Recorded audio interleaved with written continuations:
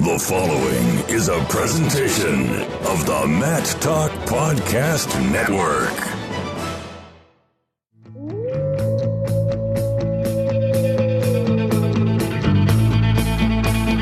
The mind of Pat Popolizio is a wondrous thing.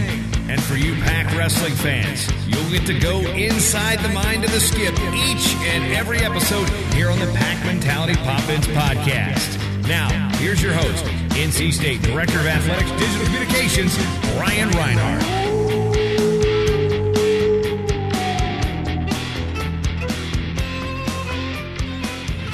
Welcome to a brand new in-season episode of the Pac Mentality Pop-Ins podcast. I'm your host, NC State Director of Digital Communications, Brian Reinhardt, and back from a quick trip across the pond over to Budapest and back is the head coach of the Wolfpack, Pat Popolizio.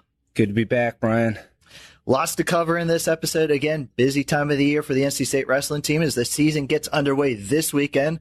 So we're going to cover all that in a few. But Pat, as I mentioned, that great open that I just read, you're fresh off of a trip to Budapest, Hungary, where you went to watch Nick Gwiazdowski compete at the 2018 World Championships. And great news for Nick and the Wolfpack RTC as he became a back-to-back world medalist as he came in with a bronze medal for the second straight World Championships. First off, Pat, was that your first trip to Budapest, and how was the trip overall?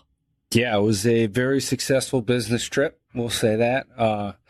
Fortunate enough to go out there with some guys who had graduated from NC State, so we made that a fun trip going out to support Nick. It was great. Budapest was a great city. There was great wrestling, great food.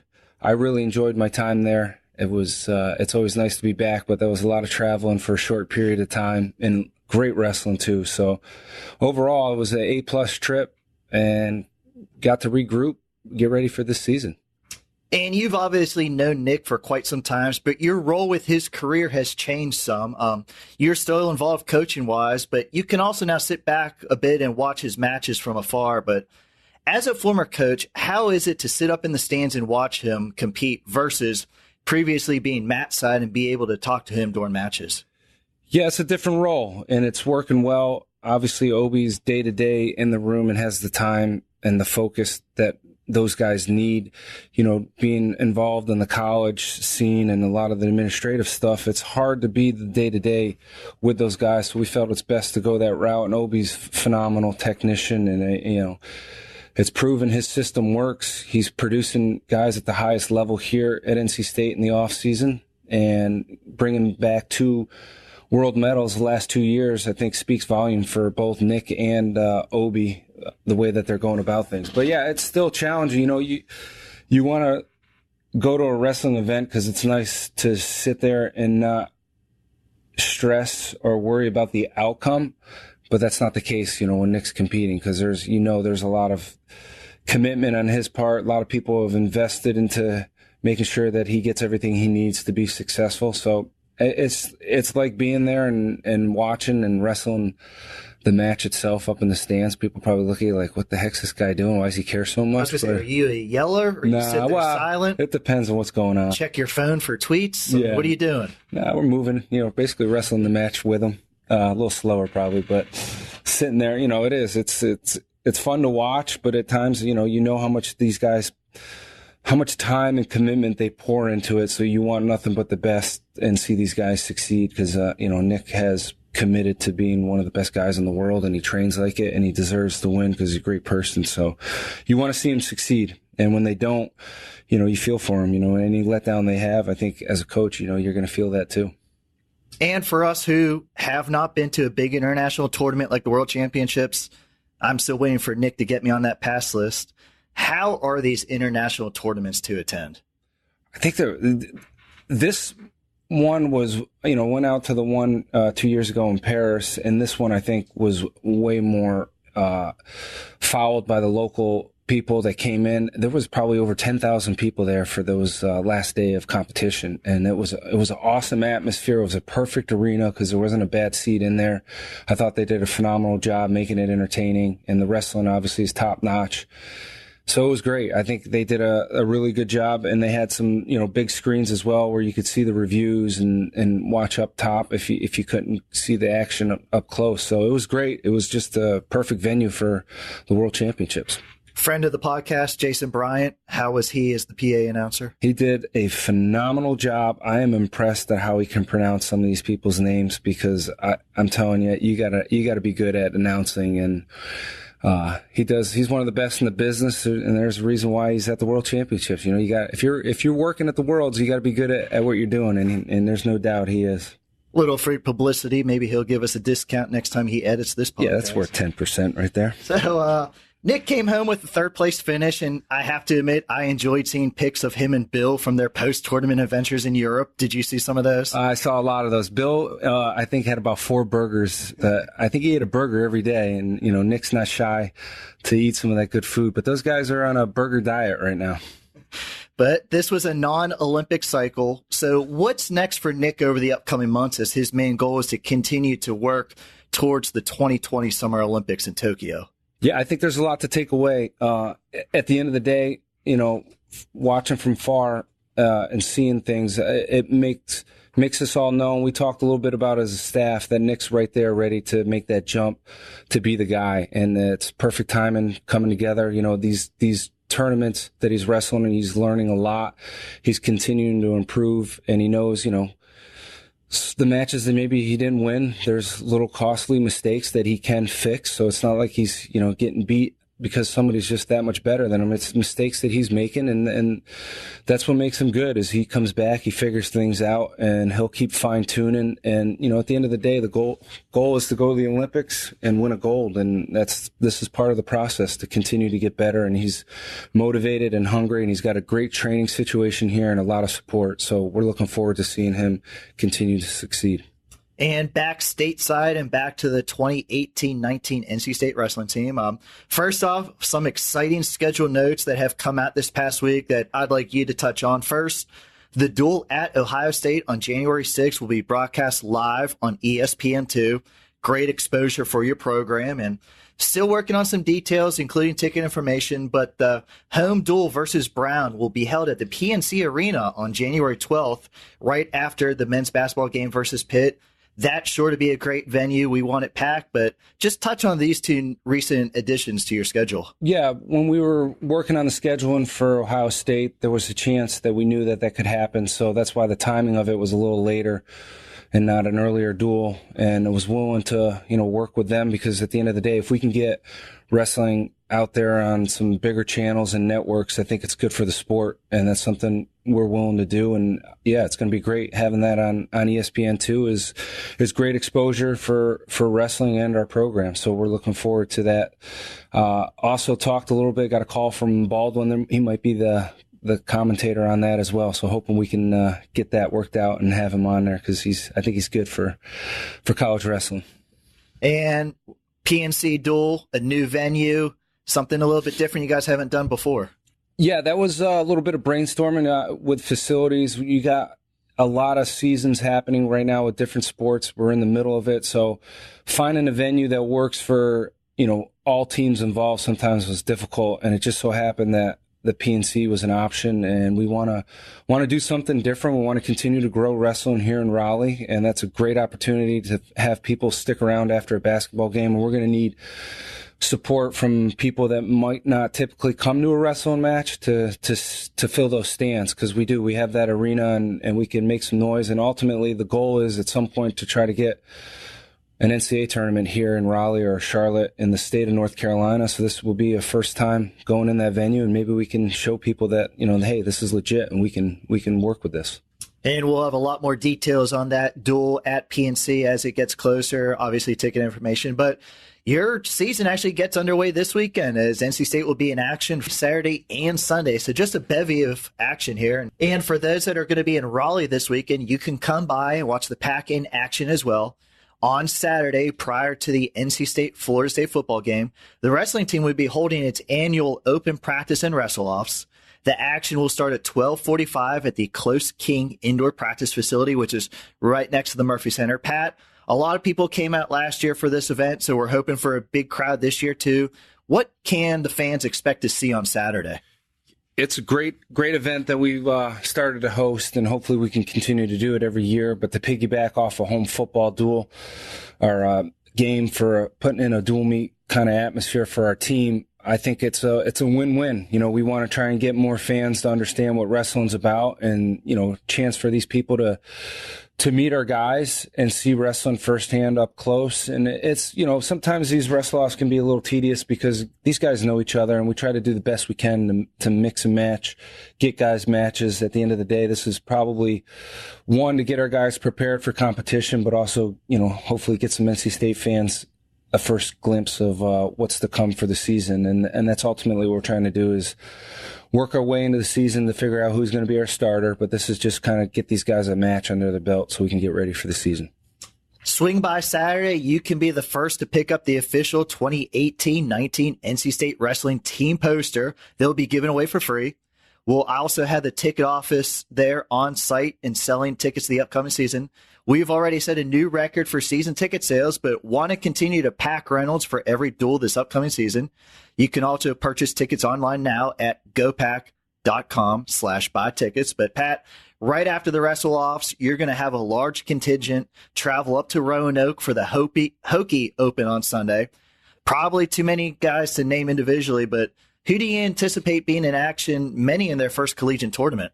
Basically, all our freshmen will be up there kicking off the year, so these guys can get some mat time. They do a freshman-sophomore division, which a lot of our true freshmen will wrestle in, just to kind of get their first experience of college wrestling, because it's different. There's riding time, the stalling's different, the out of bounds is a little different. So we'll ease our way in. We'll see plenty of tough competition, and there's going to be a lot of good young talent there. And a couple of our older guys, more experienced guys, will be up there as well. We're going to probably take 6 rostered guys that aren't redshirting, Hayden being one of them. 41, get us a good idea who could be the guy there. So we'll put them in some outside competition. I think some 25-pounders might go as well. So we'll get a good mixture of our lineup, just trying to see who's who, and going to step up and show us, who wants to start this year in some of these weights. But Hayden's going to miss a couple competitions because he's going to UW23. So this was a way for him to pick up, hopefully 4 matches, depending on how many are in his bracket. But that'll give him a chance to get his feet wet with the college season and switch right back to freestyle and then back to college. So he'll be ready for all styles. How excited are your freshmen to go up there and actually compete, not against themselves, but against other schools? Yeah, they are. And we've been training basically all summer and the fall. So they're itching to get out there and show how much they've improved. And they've been working extremely hard, and we have some very good young talent right now. So I'm looking forward to watching those guys compete in these tournaments, and a couple of them have high expectations right away. So it'll be fun to watch these guys go out there and let loose. And this week on GoPack.com, we pushed out a complete season preview talking about each guy and where they stand. So if you have not done so, please go to GoPack and check out the season preview. And in addition, we'll continue to push out new episodes of the Pack Mentality Pop-Ins podcast, now sporting a great new updated logo. Please subscribe wherever you listen to all your favorite podcasts. Pat, while you were gone off in Europe, I stayed back and was busy securing our featured guest for the interview segment on this episode of the podcast. It's a bit of a longer interview than normal, so many great stories were shared, but I was able to get WWE Hall of Famer Sergeant Slaughter on the phone, and we covered his whole career and what he's up to now. But it was interesting. At the end of the interview, he went on and on about the impressive job NC State Wrestling has done. He lives in North Carolina now, so he's one of our followers. But he had so many great thoughts and admiration for Michael Macchiavello winning that NCAA title. Pat, I know I'm a huge WWE fan, so this podcast, that was a perfect guest. But how great is it for you to know that so many people are watching this program and have such a vested interest in what you guys are doing? It's great to have. We want to continue to grow our fan base, and obviously people that are connected and fans of wrestling on all aspects, I think is only going to benefit our sport. And yes, NC State Wrestling as we grow our product, at the national level. So it's great to have these guys behind it and supporting it. I think, like you said, I grew up watching him compete, and enjoyed his whole career all the way through. And yeah, I get a lot of questions thrown at me about why are we so connected to WWE and personal platform for myself. I guess so. Nick's always asking what's up with this, and I got to tell him, Ryan's a fan of WWE, so we got to support it. And it's it's a good mixture of both. People obviously follow that side of things, and then college wrestling and MMA, they kind of mix and match a little bit. So it's good to have that and learn the entertaining side of things and keep implementing some new stuff with our sport. So it's exciting, and I'm glad we're getting that kind of national support now. You talk about a killer podcast. We've had MMA world champions, yes, pro wrestling world champions, absolutely, NCAA champions. The list just goes on and on. Don't forget the in-house people too. Those are the most important. The Hidden Heroes segment. Yes, people critical. Love the Hidden Heroes segment. Of course. Thank you to our anonymous donor. Yeah. But Pat, good luck this weekend. I know it will be busy for you, but the start of every season has got to be your favorite time of the year. Yeah, I think we get caught up in the nonstop of recruiting, just things happening on campus, off campus, traveling. And when the season starts, it puts us on a routine and more of a schedule. So people actually think we're busier during the season. And I think we're not. We're more focused in on the guys that are on our team. So that's what I like most about it, is we can really zone in on the guys that are here and less on the road for non-competition type events. So that's what I like best about it. And it's exciting to see these guys have the opportunity to go out, compete, and showcase all their hard work.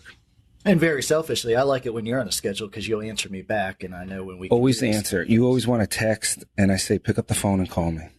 You're a busy man. It's like Nick. I text Nick today a couple times. He responds. I call him. He doesn't pick up, and it's just like, all right, I see where we're at. You're just like that. That's why we get along so great. But stay tuned to our interview with former WWE World Champion Sergeant Slaughter. We are very proud and honored to have WWE Hall of Famer Sergeant Slaughter join us on this episode of the Pack Mentality Pop-Ins podcast. Sarge, it's great to finally catch up, and thanks for chatting with us. 10 hut. All right, Eddie's maggot. Kid you can growing. Get up now. You don't have to do any more push-ups.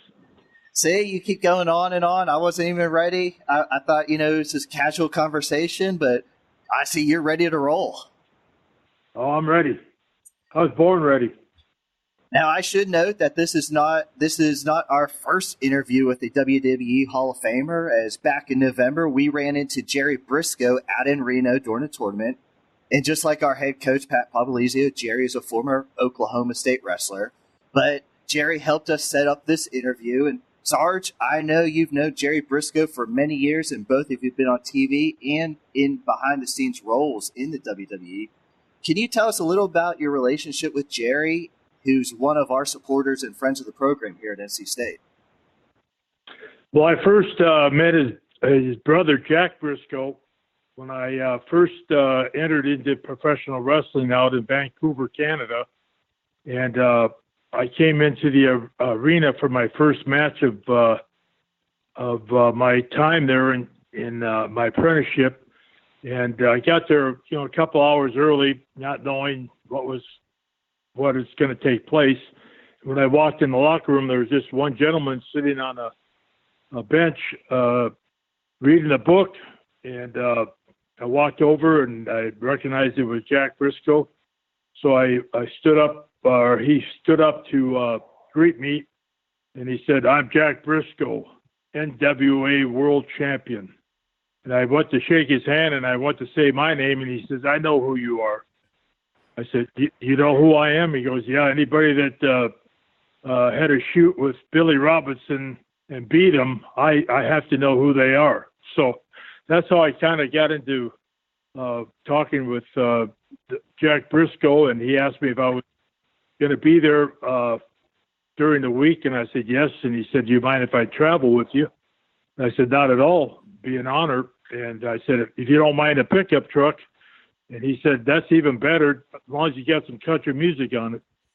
So he gave me a lot of good advice on that week that we traveled together. And later on, as I progressed into professional wrestling world, I ran up to Jack and Jerry, as they were the tag team duel here in Charlotte, North Carolina.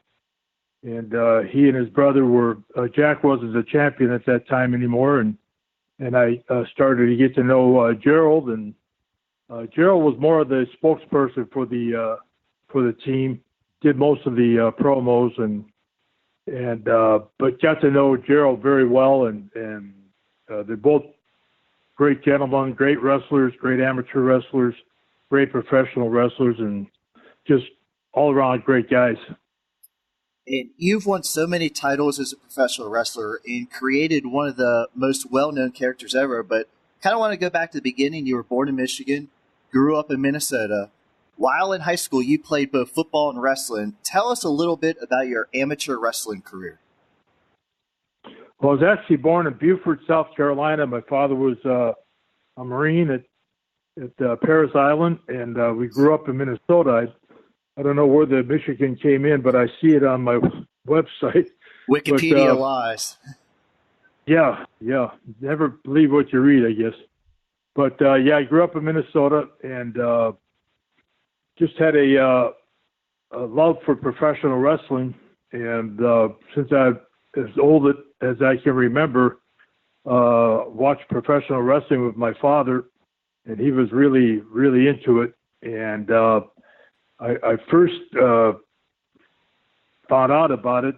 My family and I, we lived on a farm, and we only had like 2 bedrooms, and my sister and I they would put us to sleep on a fold-out couch, or put us to sleep in their bed, and then when we went to sleep, they put us on the fold-out couch, and we'd wake up there. But one night I was woken by a bunch of screaming and hollering. I was a little bit startled, so I snuck out of the bedroom and walked into the living room, and there my father was watching professional wrestling with a bunch of his friends and his my uncles, and they were yelling at the TV about what was going on, and I really, started seeing the entertainment value of it. And so for a few weeks, it was always on a Saturday night.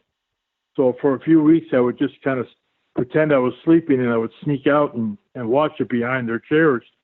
Finally, they found me, caught me, and told me to go ahead and join them. So that was my first love of getting into professional wrestling. And so, of course, I always watched it. And when I finally got jump ahead, we got into high school. We didn't have a professional or amateur wrestling program. So my father and some of his friends and a couple of uncles and some other fathers would go up to the schools on Saturday and get out some mats and try to teach us what they were, what they read up in books about amateur wrestling and how to be amateur wrestlers. And of course, a few of us weren't too into it because we wanted to do body slams and drop kicks and come off the top rope or things like that. And they said, no, there's no ropes in amateur wrestling, and you're all in there one-on-one. And so that's kind of where I put my foot into amateur wrestling. But my real love was football. And so although I was a pretty good wrestler, I didn't, concentrated on it as much as I should have. And one day at physical education, we had a wrestling program, and we had a kind of a playoff, and I ended up winning. I was the champion of our Phi Ed class. And so later on that afternoon, while I was sitting in the history class, there was a knock at the door, and the teacher went to the door, and then she turned to me and said, he wants to talk to you. And so everybody said, I wonder what he did. So I got outside of the classroom, and there was a gentleman standing there. He said, I'm Larry Clevin. And I said, yes, Larry, I know who you are. He said, well, I'm the new wrestling coach here. And Harlan Leopold and I are going to start a amateur wrestling program for our school. And I said, oh, great. He said, well, I see, and I heard that you beat everybody in the wrestling class today. And I said, yeah. And he said, well, I need you to be my heavyweight. And I said, well, I don't know a whole lot about wrestling. He said, I'll teach you.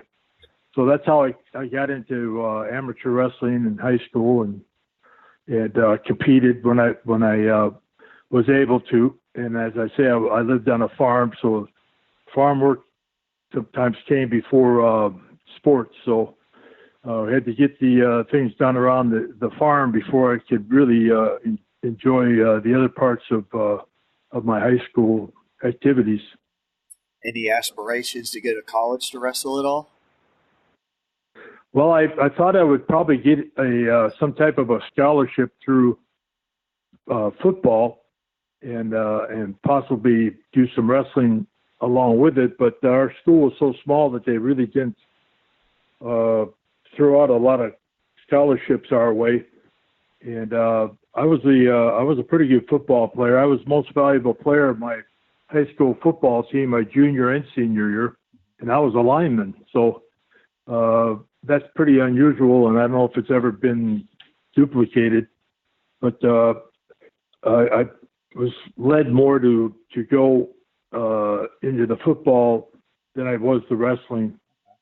And I did play a little basketball, and wrestling and basketball sometimes were on the same night and in different schools. So it was tough to make a decision, and we had a couple other heavyweights, so I didn't want to leave the team without a representative of the heavyweight division.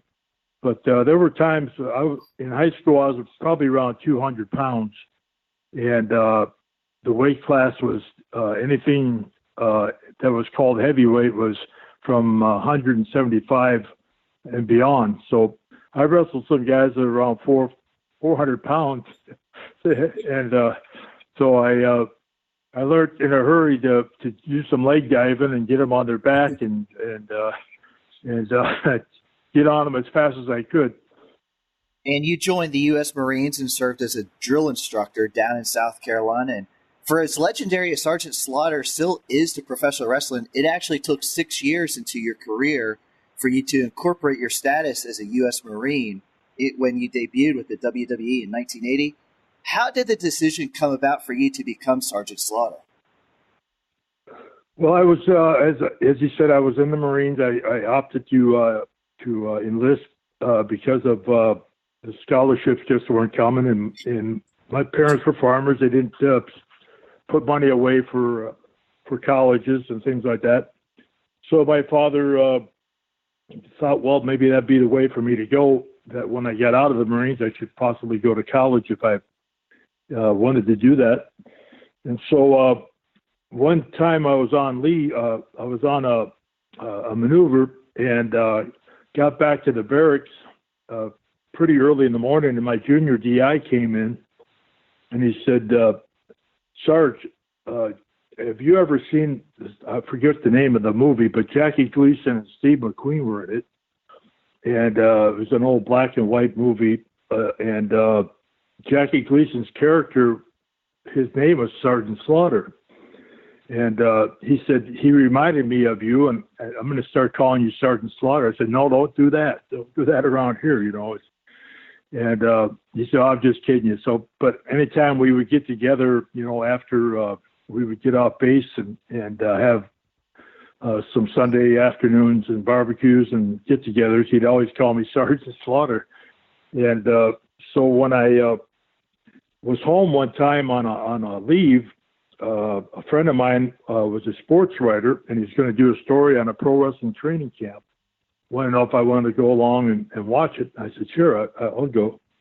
So when I got to this old barn out in kind of near where I lived, I walked in, and there was these guys in the ring, you know, going through the exercises, and two of the professional wrestlers that were training them I watched on television since, you know, I was a pretty young kid, Vern Gagne and Billy Robinson.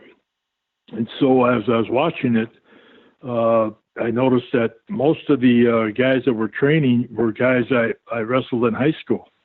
And I beat them all, and I started giving it some thought.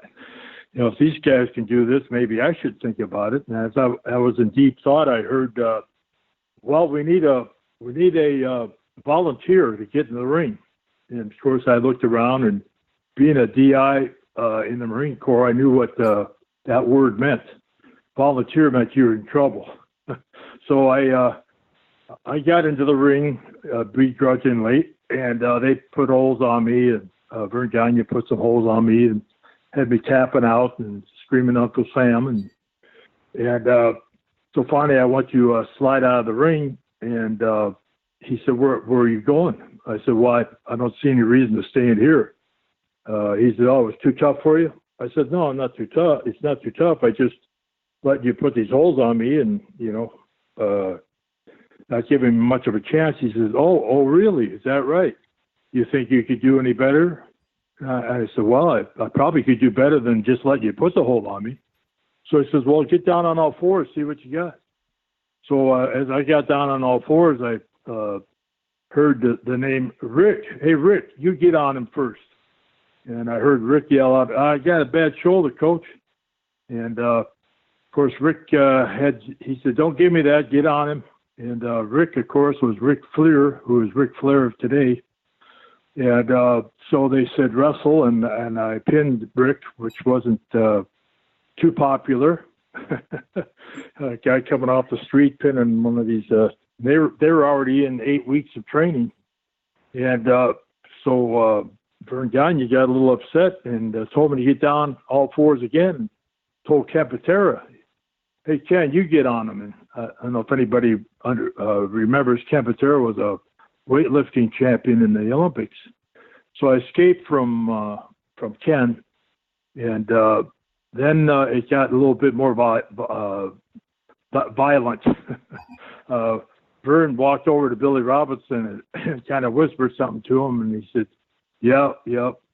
And so Vern said, well, get down on all fours. We'll see what you can do against a professional wrestler. So as I went down on all fours, Billy decided he wanted to have some fun, and he dropped his shin against the back of my ankle and tried to break my foot or my leg for me. So I came up fighting, and there was no more rules. As they say, the mud, the blood, and the beer. And we went at it pretty hot and heavy. I got him down, and I got him in the wizard and a couple other different maneuvers. And he didn't actually tap. He crawled to the rope, and Vern made me break the hold on him. And, of course, when I got up, I was bleeding, and he was bleeding, and we had saliva out of our mouths. And so Vern said, no, you just go on out and I'll come back out and talk to you. So I go outside the barn with my friend, and it's huffing and puffing pretty good. And here comes Vern Gagne. And he said, man, kid, where'd you learn to fight like that? In high school? Were you a high school wrestler? I said, yes, sir. And he said, well, where else did you learn to fight like that? And I said, well, I'm in the Marine Corps. And he goes, the Marine Corps? I was in the Marine Corps. And I said, Semper Fi, hoorah, and we kind of hugged each other. And he asked me what my name was. And my real name is Bob Remus. And so I said, my name's Bob Remus. And he said, Bob Remus, is your father Rudy Remus? I said, yes. He said, damn, he put the roof on my house. And my father used to have a roofing company on the side when he was on the farm to make extra money. I said, yeah, I know he did. And we're big fans of yours. He says, well, damn. He said, you ever think about being a professional wrestler? I said, well, I'm in the Corps right now. And he said, well, if you ever decide you want to try it, give me a call. Here's my phone number. I can't let you start with these guys, of course. I said, well, I couldn't anyway. I'm still in the Corps.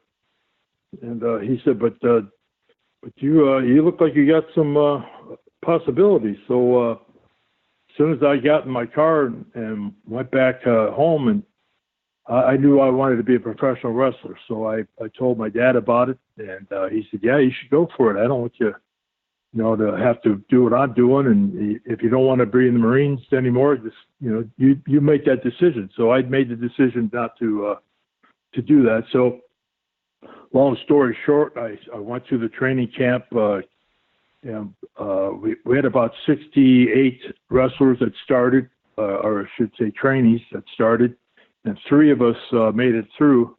One of them being Chris Taylor, who was a heavyweight for Iowa State, and another wrestler by the name of Paul Pershman, who was Buddy Rose, professional name. And so as we graduated from our training camp, we were asked if we wanted to go to Charlotte, North Carolina, or we could go to Vancouver, Canada. So I did some research, finding out who's wrestling in Charlotte, North Carolina, and who was going to be in Vancouver, Canada. And I didn't notice a lot of names, big names in Vancouver, so I said, maybe I should go that direction.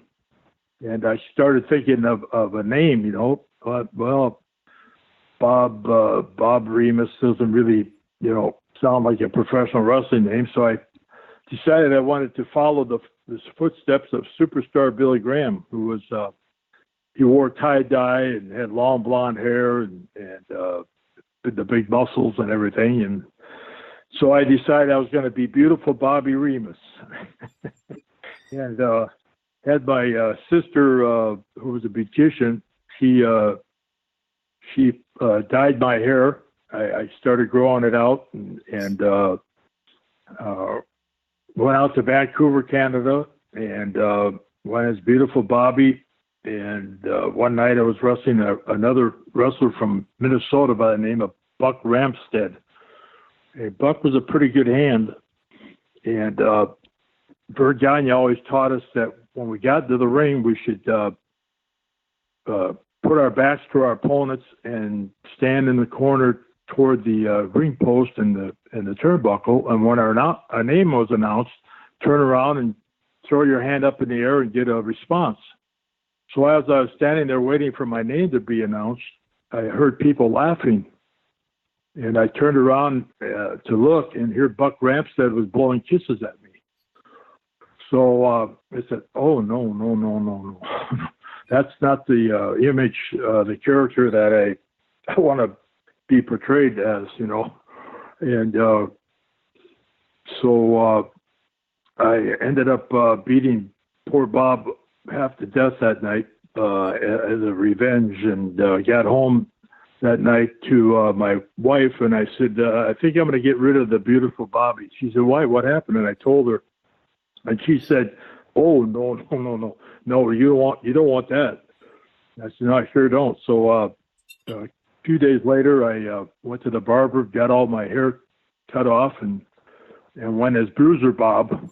And shortly after that, I went down to Portland, Oregon, where I continued to wrestle as Bruiser Bob, and got a chance to go out to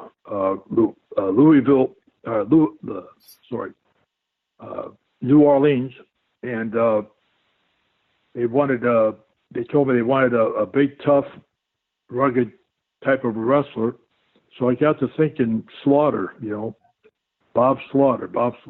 That's kind of a catchy name. So I went to start using Bob Slaughter, and unfortunately my mother got sick, got cancer, so I had to cancel all of my wrestling career, and I went back home to help my father on the farm and with his roofing company, and I was helping him one day. It started to rain, and I had a real tough time, Brian, with the camera. When that red light would come on, I would just like freeze. I was just real uneasy with that camera, and just was difficult for me to do anything, and do it the way I wanted to do it.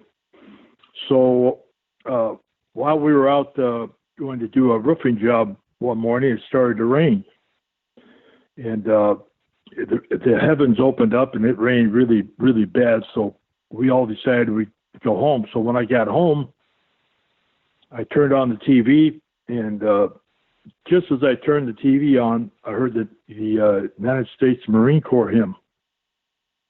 And da da da da da da, and there on the TV in black and white was the beginning of a movie called The DI with Jack Webb. So I sat down and I watched it, and Jack Webb was the most brutal drill sergeant, even tougher than I was, and he went through this barracks, cleaned out the barracks, and never used one word of profanity, and that's pretty tough to do. So I started watching it, and I went, that'd be a hell of a character for professional wrestling. And, so I ran downstairs. I watched the end of the movie, ran downstairs, opened my locker box, got out my campaign cover and my whistle and my swagger stick, and ran upstairs and got some sunglasses and looked in the mirror and started, getting a growly voice and started doing some promos like I just watched Jack Webb do. And when my wife got home from work, I said, take some pictures of me. So she got the Polaroid, this is going back a ways, Polaroid camera. Took some pictures of me, and she said, that really looks pretty good. I said, yeah, I think I'm going to do this. So I went down to, the next day it rained again, so we didn't work. And so I went down to Vern Gagne's office. I was back in Minnesota now, and went up to his office, and he wasn't there. But his partner, Wally Carver, was there. He said, well, what's going on with you? How's your mother doing? I said, oh, she's doing fine. And he said, what are you doing here? And I said, well, I got this new character that I thought I'd throw by Vern and see what he thinks. And he says, oh, I don't know. What is it? So I started showing him and telling him, and he watched it, and he kind of shook his head, and he said, well, tell you the truth, Bob, there have been a few G.I. Joes and a couple other Army guys here and there, and private this and private that, and none of them really, did well. I said, oh, I guess, okay. So I went to leave, kind of dejected, and as I got to the elevator, and the elevator opened, there's Vern Gagne. So he said, hey, Bob, what's going on? Oh, just had this character I was going to run by you. And he said, what is it? I said, well, I'd have to actually show it to you. So I go into his office, and I take everything out of my bags, and I put it on, and I come out, and I start doing what I thought was a good Sergeant Slaughter impression. And he jumped up behind his desk and started doing it for me because he hated his drill instructor. He mimicked his drill instructor, and he said, that's great. I love that idea. I love that character. When can you start? And I said, well, I can't start. I'm still working with my dad and taking care of my mom. And so he said, well, when you get ready, I won't start you here, but I'll send you down to Kansas City. So the time came that my mother was okay to have me go away for a while. So I went down to Kansas City, and that's when I started Sergeant Slaughter in 1975. And I started doing the first promo I did, and Harley Race, who had just lost the NWA championship, he owned part of the territory there, and he just fell in love with me. And he took me aside and said, kid, that's a hell of a character you got there. I think we're going to do some business. So that's how the Sarge got started. And as I was continuing to do the Sarge, my mother got a little more sick, so I had to pack up my bags and go back home again. And so I was out of wrestling for probably a year and a half. And one day Vern Gagne called and said, can you go to Hawaii? I said, sure, I'll go to Hawaii.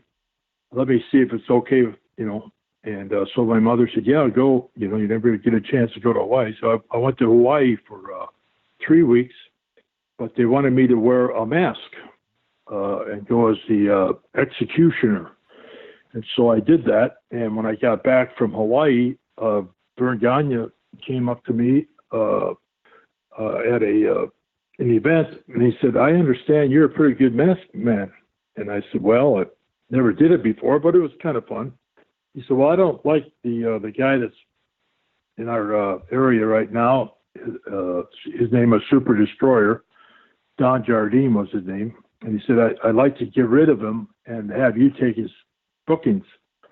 I said, "Well, I really don't think I can. I've got to, get the farm, in order and go off to the roofing company." And he said, "Well, if I can get you home every night, would you consider it?" And I said, yeah, I would consider it.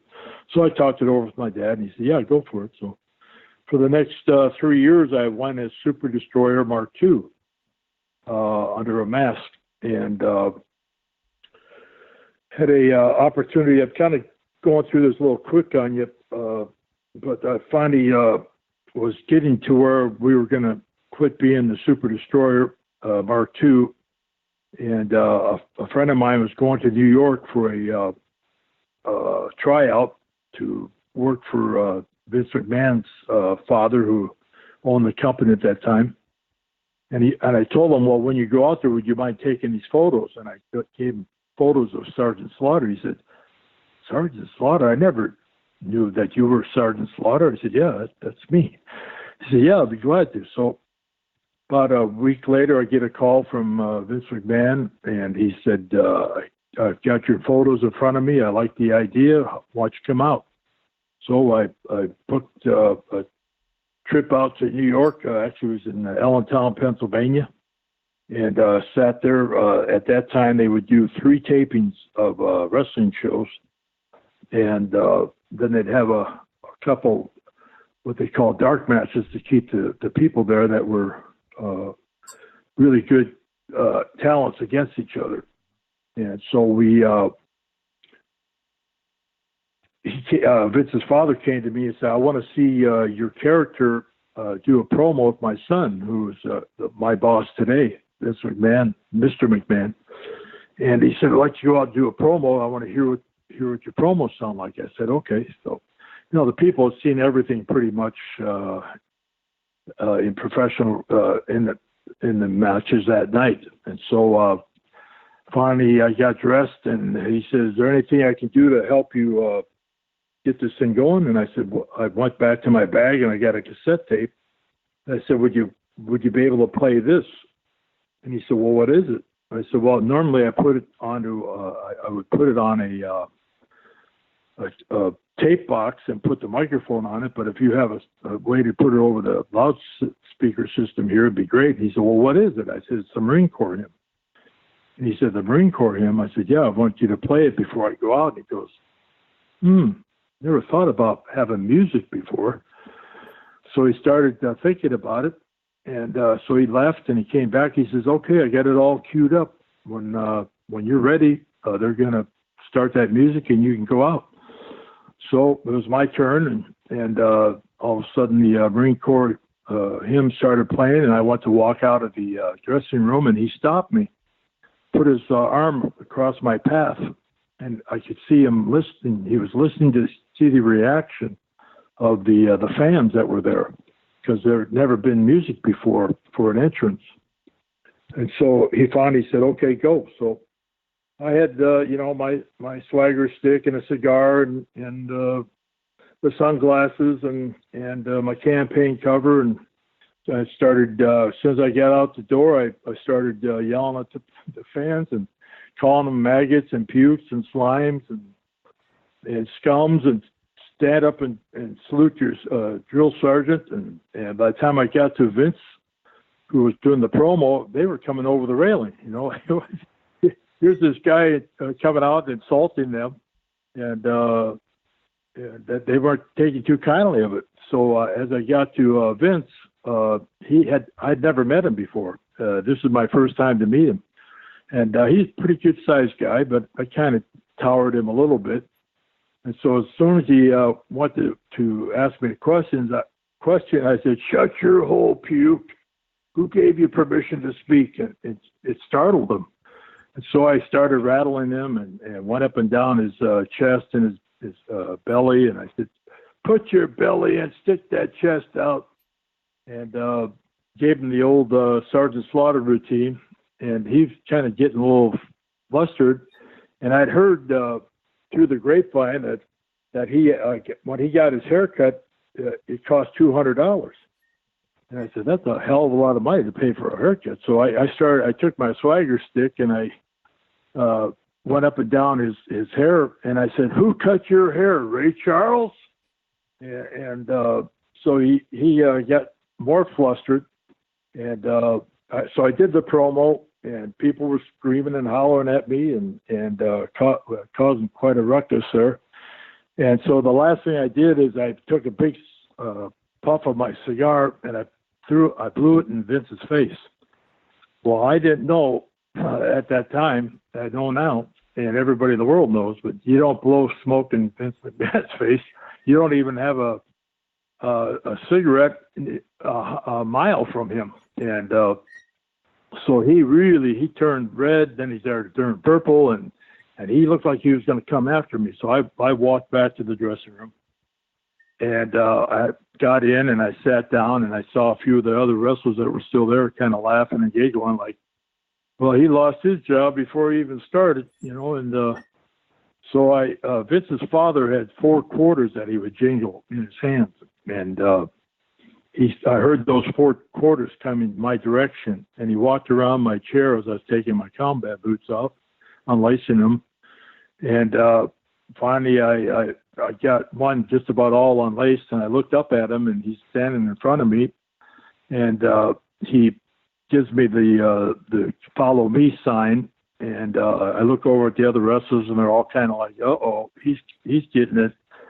So we went into this little kind of a closet size room, and he walks around me some more, and finally he stops in front of me, stops jingling the quarters, looks right in my face, and he said, "That's the greatest character I've ever seen in professional wrestling. Sergeant Slaughter. Oh my God, even my son hates you." He said, "I got to have you start right away." And I said, "Well, I can't right away. I'm working in Minnesota for Vern Gagne." He said, "Oh, I'll talk to Gags. Don't worry about it. We'll get you here."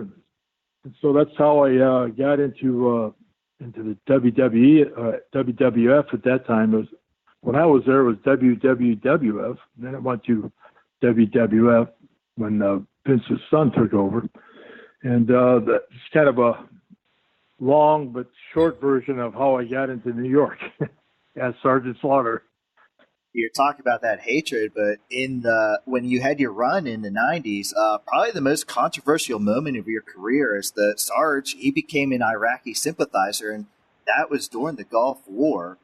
You were teaming with the Iron Sheik. You want fans to boo you, but I'm sure you took it to a whole new level. So how much did those fans boo you, and any interesting stories of trouble that it caused?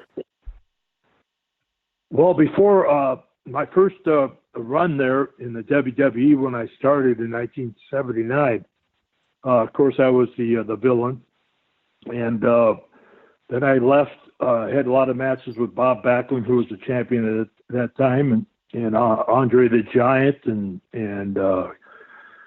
quite a few of the big stars, all the big stars there, Bruno Sammartino and Pedro Morales, and so it was time for me to go. Vince didn't like keep wrestlers too long because he didn't want people to get too much of them. So they told me I had to leave. So I went down to Charlotte, North Carolina, and I started wrestling there. And as we got through there, and I made my second trip up to New York City, I went out with the McMahons and a couple other producers, and we were sitting at a bar having a drink, and Vince's father was still running the company, and he said, "Sarge, it's so good to have you back. There's no better villain in the world than Sergeant Slaughter. I'm just so happy you're back." And kept praising me and patting me on the back, and I said, "Well, Mr. McMahon, if you think Sergeant Slaughter is a great villain, you ought to see him as a hero." And he just stopped and looked at me, and he said, "Hero? What do you mean a hero?" I said, "Well, you've got the Iran situation where Ayatollah Khomeini took over. He had the Black Hawks down. We had the hostage situation. We had the murder of the Marines at the embassy, along with everything else." And I said, "We never really got to punch Ayatollah in the nose." And I said, "Right now you've got the Iron Sheik here who's from Iran." And I said, "Wouldn't it be a great thing for wrestling and for the world, for the United States Marine Corps to come after Iran, and after the Iron Sheik?" And he goes, "Oh, no." And he said, "You could never be a hero. That would really not work."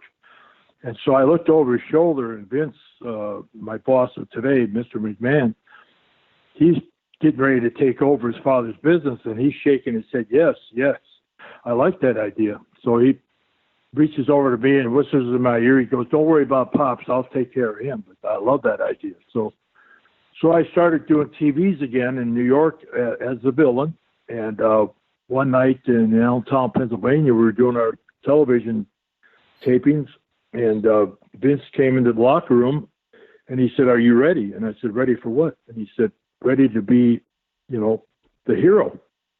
And I said, Are you sure you really want to do it?" He goes, "Yeah." So I had like 5 minutes to figure out what was going on. He said, "I'm going to send the Sheik out with Ayatollah Blassie." That's what they called him. Fred Blassie was his manager. He said, "I'm going to send him out to the ring to wrestle a nobody so that he gets a real good victory. And then I'm going to have him do a promo anti-USA." And he said, "When the time's right, I'm going to hit your music. And you come out there and you do what you got to do. I'm not going to tell you what to say. Just give me your best General Patton promo." But back then, Brian, we didn't have scripts. We didn't have, anybody telling us what to say. We created our own characters. Everything was pretty ad lib. And he wanted to get that reaction from the Iron Sheik and Fred Blassie, not knowing that this is happening, and catch it all on camera. So Iron Sheik goes out and beats up his opponent pretty badly, and starts doing a promo. And so all of a sudden they played the Marine Corps hymn, and here I come, and the place kind of got real quiet, and all of a sudden you heard the momentum. Yeah. And so I came out of the dressing room and playing the Marine Corps hymn, and blew my whistle and pointed at the Iron Sheik. I said, "If you want somebody to beat up, I'm the guy right here." So he got out of the ring, and we passed each other in the aisleway, and they kind of broke us apart. And I went in to see how his opponent was doing. And when we got his opponent out of the ring, I grabbed the microphone and I started doing what I thought was a General Patton type promo. And I ended it with, when I was a boy in school, and when I was in the Cub Scouts and the Boy Scouts and in the Marine Corps, the one thing we always said and we believed in, and I'm going to say it right now, and I started doing the Pledge of Allegiance.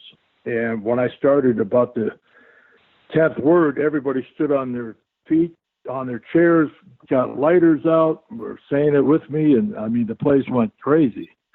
And so I got back, and the Vince McMahon came running in and gave me a hug. He said, unbelievable. We're on our way. And so I had to wrestle the match after that. So I went back out, and at one time they would call me Gomer. That was the name I tried to get the people to call me, and so we could get the audience into the matches. So all of a sudden they took the Gomer signs and they started putting on Slaughter for President, USA, and so we're off to the races, and so everything was going hot and heavy, and I was getting bags and bags of mail, and went to a book signing I went to a book store for an autograph signing, and we got about 2 blocks from the bookstore, And the guy that was with me, he said, I got to go see what the problem is. We're late, and there's a big traffic jam here. So he jumps out and runs, and he's gone for about 10 minutes. He comes back, and he's like, white as a ghost. He says, Sarge, they're all here to see you. He says, there's thousands of them. There's thousands of people. It was in Boston, Massachusetts. And I said, oh, so he said, we got to go. We'll never get there in the cars. We got to walk. So we walk, and of course people start seeing us and being trained in guerrilla warfare and things like that. The first thing I'm looking at is up. I look up to see what's out there, and there's people hanging off the buildings. They're everywhere, and there was no line. I got into this place. They couldn't even get me inside. They just put a table outside, and it looked like a circle, an incredible mass of people. And we just started signing autographs. It took me about 8 hours, almost 7.5 hours to get all the autographs done. They were holding up flashlights for me to be able to sign people's autographs. And so that sparked something into Hasbro Toys, G.I. Joe. So they get a hold of a friend of mine who knows my attorney, or a friend of theirs who knew my attorney, and they start calling each other, and we have this new idea. We want to put a real live character in G.I. Joe, and why don't you have a meeting? So I said, oh yeah, let's do it. So I had a camouflage limousine at that time, and got my private Trinodal to drive us up to Pawtucket, Rhode Island, put the flags on the fenders, and when we got to Pawtucket's headquarters of Hasbro Toys, I said, drive around the block a few times. So he did. I said, go real slow. So pretty soon people are seeing this camouflage limo with flags on the front, and we parked right in front of Hasbro's building. And I said, let's give it a little time. And lo and behold, here come people out of the woodworks. They were coming from everywhere. And before we got into the Hasbro headquarters, I looked in, I saw all these guys in ties and suits, and just like shaking their heads, smiling and laughing and hitting each other like, I told you. So we go in and have this meeting, and of course everybody in the place is going crazy. And we had this meeting, and finally at the end I said, well, just you guys decide what you want to do. They said they wanted me to be their spokesperson, to be the first living G.I. Joe in their franchise of G.I. Joe. Everybody else was always an animated and a voice, but we want you to be our spokesperson. And I said, well, I'll give it some thought. But as I leave, I said, I just want you to know that I am the real G.I. Joe. This is me, Sergeant Slaughter. I am your real G.I. Joe. And so I left, and on the way back to Connecticut, where I was living at that time, we stopped to have dinner, and my attorney went to call his office, get his messages, and they said, Hasbro called, and they're ready to go. They want you to sign a contract. So we ended up doing the contracts, and I went to Vince McMahon, and I said, guess what? I got a great thing to tell you. What is it? I said, well, I just signed up a contract with Hasbro Toys. I'm going to be the first living G.I. Joe, be their spokesperson. What a great, combination this is going to be, a good tag team between your company and Hasbro. And he said, oh, that's great, Sarge. I'm happy for you, but I can't let you do that. And I said, why not? And he said, because I've got LJN, another toy company. I just signed them, and they're going to do all of our action figures, and that'll be a conflict of interest. I said, oh, no. And he said, well, if you want to go to Hasbro, you go ahead, but I can't have you here at the same time. And he figured I would, stick with him. So I went home and talked to my wife, and I said, you know what? I can always be a wrestler, can't always be a G.I. Joe. And she said, yeah, that's true, but you have to make that decision. So I went back and told Vince, and he wasn't real happy about it, because we were just starting to work on WrestleMania 1, and I was going to be the main event against Hulk Hogan. So I kind of spoiled that, and I had to finally leave the WWE, and I went on my way with Hasbro and worked for a bunch of independent shows and for the AWA back where I started in Minneapolis. And so I went through 1985 or 84, 85 through 1990 with Hasbro, and finally the contract was over as far as a full-time contract. And I was sitting watching a NASCAR race one Sunday afternoon, and phone rang, and I said hello, and he said, Sarge? And I said, yes. And he goes, this is Vince. And there's only one Vince, and there's only one Sarge. So I said, hey, Vince, how you doing? He goes, I'm doing great. And WrestleMania 6 had just gotten over. And so he said, I had written him a note that I really thought that the show, the WrestleMania 6 I said I wasn't real happy, as far as the wrestling was going, but the production was one of the greatest I'd ever seen. So he thanked me for the note, and he said, I understand that your contract is over with Hasbro. I said, funny you would know that. And he said, well, I have my ways of finding out. And I said, yeah. And he said, well, are you ready to go back to work? And I said, yeah, I'm ready. He said, well, come by my house tomorrow. I got an idea. So I tell my wife and my children, my two daughters, that I'm going back to the WWE, and Vince McMahon's invited me to his house, and we're going to have a big meeting, and I'm sure that he's going to take Sergeant Slaughter, G.I. Joe, the real American hero, and make him the real American hero, the way only Vince can do it. So I go there not knowing what's going on, and so finally he greets me, and we talk, and finally takes me into his library and shows me this layout of Los Angeles Coliseum, seating for 104,000 fans. There was big screens all around, and I said, that's great. He said, that's where WrestleMania 7 is going to take place.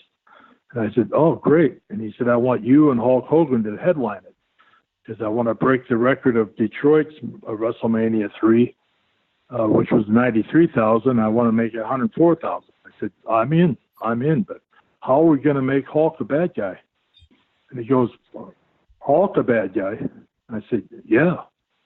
I said, you aren't going to do something with G.I. Joe? He said, well, yeah, that's kind of what I had in mind. And I said, well, what do you got in mind? He said, well, there's some problems over in the Middle East there, and yeah, we all knew that. So he said, Iraq is overtook Kuwait and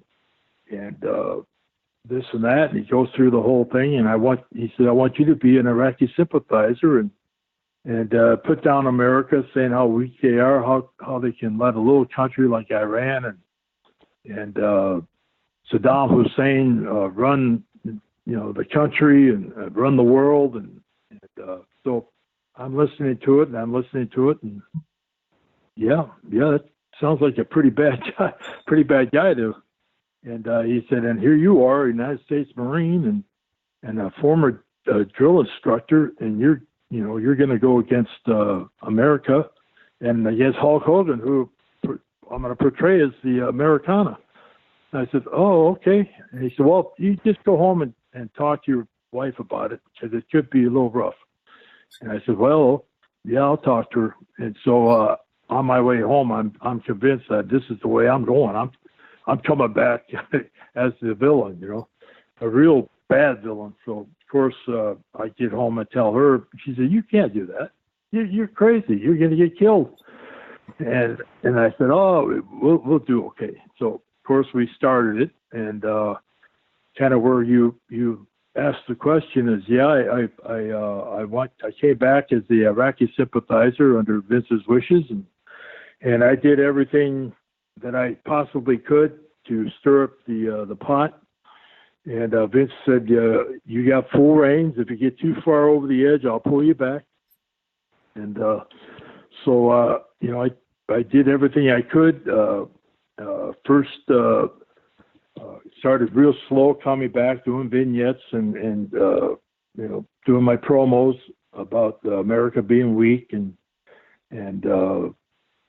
how they could allow a general like Saddam Hussein be the leader of the world. And so we kept on, and I would bring birthday cakes into the ring when it was Saddam's birthday and ask people to stand up and sing happy birthday. And they were coming over the railings, and we kind of time it to where my opponent's music would play just as they were about to get into the ring. And we would do little things where I'd have the referee read a little paper that I wrote out that because I couldn't get on the microphone, they would drown me out. So I'd have the referee or the announcer make the announcement, and it was Sergeant Slaughter would like you all to stand up and give 10 seconds of silence because today is Veterans Day in Iraq, and he'd like you to give 10 seconds of silence to all the brave Iraqi soldiers who lost their lives in the overtake of Kuwait. And I mean, those people wanted to just, lynch me, more or less, and take me, and do whatever they could to me. But as I said, we would time it so the music would play and my opponent would come out. They would be satisfied with my opponent getting the best of me. So finally, Vince came to me because we were at that time running 2 shows in the same night. And he came to me and said, we got a little problem. And I said, what? And he said, Randy Savage is wrestling the Ultimate Warrior all around the country, and Randy broke his ankle. And I need to take you out of this nice, easy mold that you're doing and put you in with the Ultimate Warrior to finish Randy's bookings. And at that time, they were already into cage matches and all kinds of special stipulation matches. So I had to get in shape in a hurry. And so I got into matches with the Ultimate Warrior, went all around the country with the Ultimate Warrior, and in Miami, Florida at a Royal Rumble, I with the help of Randy hitting him with the scepter, beat the Ultimate Warrior for the title. And that night we did some promos and did some other things. And all of a sudden I'm standing there just kind of, off the camera, and Gene Okerlund's got a earpiece, and he's on the microphone, and they said, 3, 2, 1, and they started doing a promo, and he goes, just a minute, ladies and gentlemen, I can't believe what I'm hearing. Sergeant Slaughter is out back of the Miami arena burning the American flag. Could you believe that, ladies and gentlemen?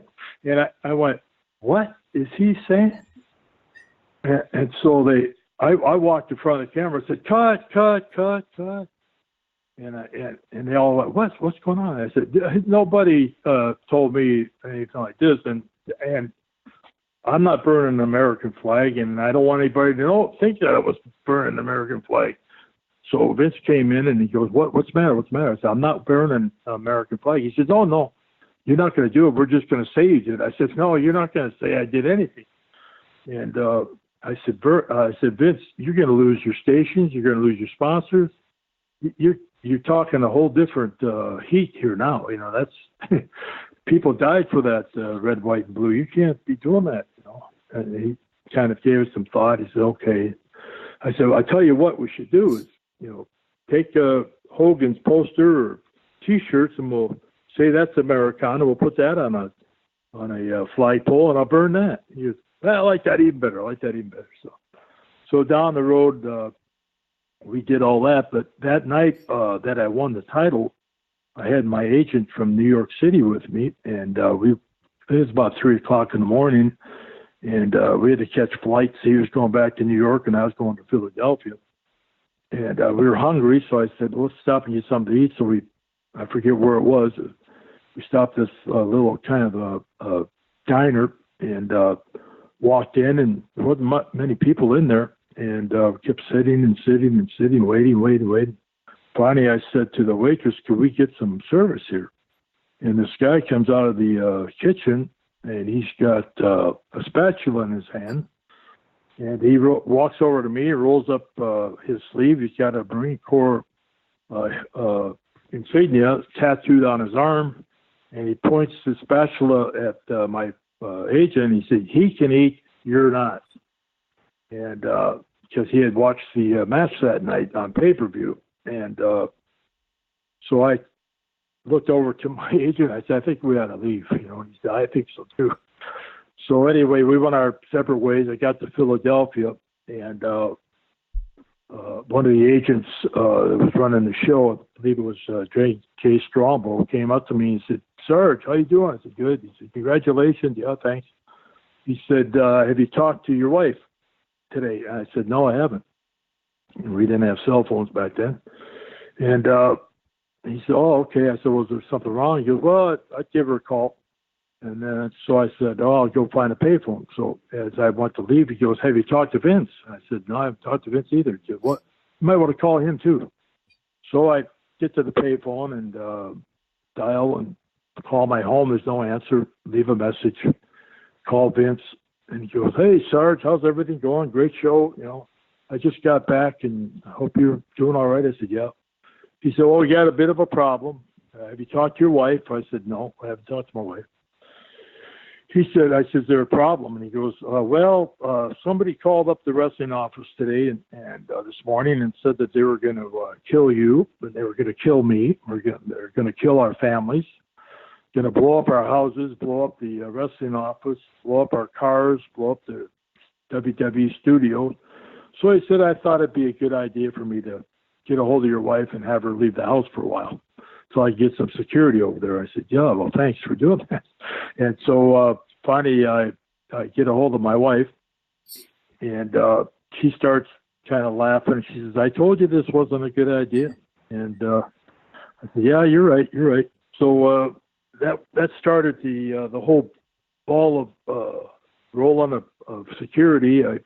When I got home about 3 days later, I lived in a place in Connecticut where you could hardly even get a car up the driveway, much less a Winnebago. But I got up the top there, and there was a Winnebago, and I was like in shock that this thing was up there. I don't know how he got it up there, and 4 gentlemen with suits on came over and opened up their suit coats and showed me they were packing weapons and that they were ordered to walk the perimeter of my property, which was about 4 acres of woods and hills and rocks. And I said, okay. And he said, we've been told to go to school with your children and go to the supermarket or wherever your wife wants to go. And I said, oh boy. And we're going to go with you whenever you're leaving. So I went in and I said, well, I'll tell you what, you can go with me, but I don't think it's going to be so good with my wife. So I got in the house and she's got the rolling pin in her hand and tapping her hand. And she said, there's no security guards going to our schools, the children's school. And I'm not taking a security guard to the grocery store. And I said, yeah, I understand. I already told him pretty much that. So I left 2 days later, and I felt pretty secure that my family was safe. And but from that point on, I had 3 rental cars pretty much destroyed. So they started giving me a limousine to travel in. And I would, when I would fly, I would never fly with other wrestlers, and I would usually fly in late. And when I would land at the airport, I would walk down the steps of the plane. I wouldn't go through the terminal, and a car would pick me up with 2 police cars following me to. Usually, I went to the hotel and I dressed, and then they would call me and tell me that I was. We would do the matches where they would have intermission right after my match, so they could announce the next card.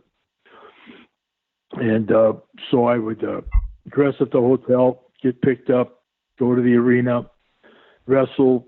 As soon as intermission started, I would get back in the car, go either back to the hotel or back to the airport. And nobody really saw me coming or going. So that's how we did it for quite a while. And it just got to be, pretty rough. And we got finally into the Hulk Hogan part of the program, and we went pretty much around and around, and got to wrestle. We were heading for WrestleMania for that 104,000 seats, and Vince about 3 weeks before was told that he had to secure the Coliseum, which was going to be about $3 to $4 million. And he said, no, we're not doing that. We'll just go inside. So all that hard work and all that abuse and everything that I went through stopped right there. And we ended up having to go indoors to a 18,000 seat arena instead of 104,000, which was really the most disappointing part of the whole thing, because in my business, when you put SO next to your name, that means sold out.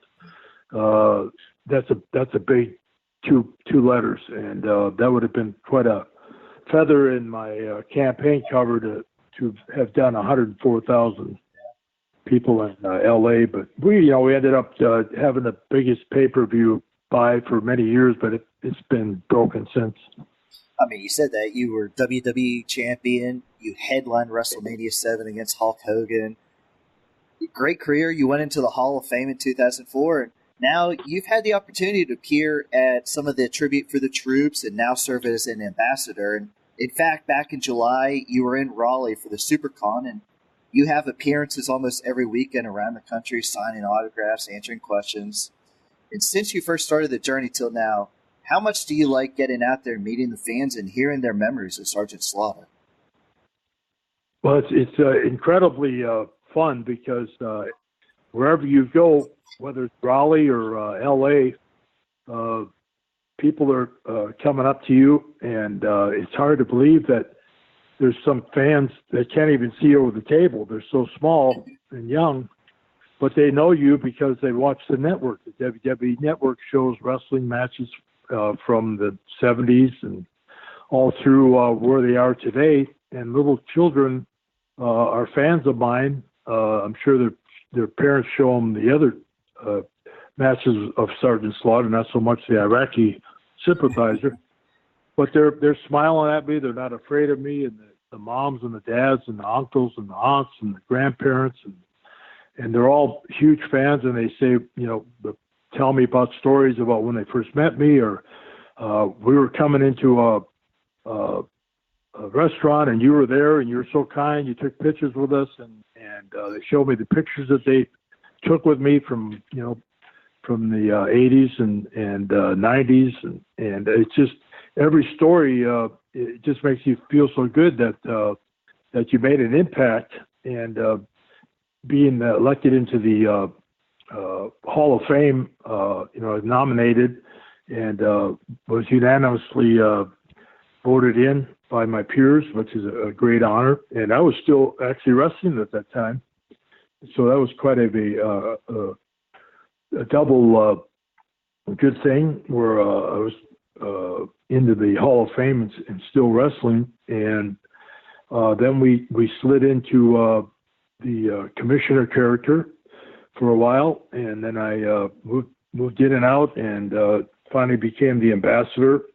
And they allow me to, I still am under contract with WWE, and they allow me to do Comic-Cons and WrestleFests and WrestleCons, and get out and meet all the great fans. In fact, I'll be in Burlington, North Carolina on November 24th at the Holly Hill Mall. They're having a big Comic-Con there, and they invited me to be there. That's going to be a lot of fun, but just you go all over, not only the United States, but all over the world, and it's the same response. And, we were more storytellers than it is today. And although it's really fun to watch, and I enjoy watching it today, it's a little faster paced than we were, and it's a little bit harder to follow. But it's still, fun to just go out and be recognized and kind of, when so many, I've had so many veterans. I visit a lot of veterans hospitals, and I go to children's hospitals, and do a lot of charity work, and MDA, Make-A-Wish, and Cancer Society, and WWE works a lot with cancer, breast cancer, and awareness, and Connor's Cure, which is a pediatric cancer that they work for. And just get to meet so many people. But when you walk into a veterans hospital, and a gentleman or a lady that served our country is in a bed or in a chair, and they see you come in, and they want to actually stand up and give you a handshake or a hug or a salute, just makes you feel pretty damn good that what you did, really entertained not only myself, but everybody in the world. And I know you and your wife are now settled in North Carolina, and you told me you might not follow sports as closely as you used to, but you did know that the NC State wrestling team finished a school-best 4th place at the NCAA Championships this past March, and you knew about Michael Macchiavelli winning an NCAA championship. And my question was going to be, you're a former amateur wrestler yourself. How much respect do you have for what our guys go through to get to that national stage? Oh, it's incredible. I mean, unless you are in their shoes, there's nothing quite like it, in my opinion, in all of sports, to be in that kind of shape, to get on a mat. It's one-on-one. It's you against your opponent, and it's school versus school. And being a heavyweight myself, a lot of times a meet would be up to me to win or lose. The meet. So there was a lot of pressure on the heavier weights, but it's just a sport that is hard to describe of what type of chess game it is. Amateur wrestling is a chess game. You have to know 2 or 3 moves ahead of what you're going to do and try to work that way to it. And just to watch it on television and see the success, how Michael had lost to his opponent, I think twice. Yeah, twice during the year, and then beat him in the championship. I mean, just brought goosebumps and made hair stand on my arms and my body, and it just incredible for his weight class, 197-pound weight class. That's a real man's weight class, and to do what he did, I'm not sure what he's doing now. I hope he's looking into maybe following Gerald Briscoe and get down to the Performance Center, because we sure could use him. Gerald Briscoe does we all basically all of us look for something because someone because we can only do it for so long, and then we have to get somebody else in there to keep it going. So I think Michael would be outstanding if he chooses to do it. I think he'd be an incredible performer in professional wrestling and sports entertainment. And but just to see what he went through and the sacrifice of a wrestler, amateur wrestler, high school, college. It's incredible what you have to sacrifice to, especially in your weight class. Heavyweight's not so much, but you still have to stay in shape. And but his weight class, 197. I mean, at his age, it's not easy to keep that weight at that certain weight and keep it going all the time. It's just tremendous sacrifice to do what you love to do. And this was such a great interview. First for the podcast, because we love getting to talk with different people that have ties to our program, but also for me on a personal level is I watched so much WWF programming growing up, and Sergeant Slaughter was always one of the best wrestlers out there. So thank you for taking the time to chat with us and just giving us a great glimpse into your Hall of Fame career. Well, it was great to be on with you. You never know who your fans are out there. You know, I've met 8 presidents, and they were all big WWE fans. Got invited to the White House twice, once by President Reagan and once by President Clinton. And it's just you just never know who your fans are out there. And it's great to talk with you. And I hope everybody that's listening will, when you get a chance to not only come and meet me, but if you get a chance to go to a professional wrestling event and get to a Wolfpack NC State wrestling event, please go, because it's the most entertaining sport in the world. And especially the Wolfpack, they're there to do one thing, and that's to win, and they need the fan support. And I know that they're packing them in, and look forward to one day being able to come and watch one. Absolutely. We've talked. Your schedule's so busy, but we are going to get you to an NC State wrestling duel one of these days. Be fun. And how about giving us a proper Sergeant Slaughter sign-off? Attention, North Carolina State Wolfpack. I want you to support your amateur wrestling program. Go out there and cheer them on. Help them to win. And that's in order. Don't make me come looking for you, maggots. You're dismissed.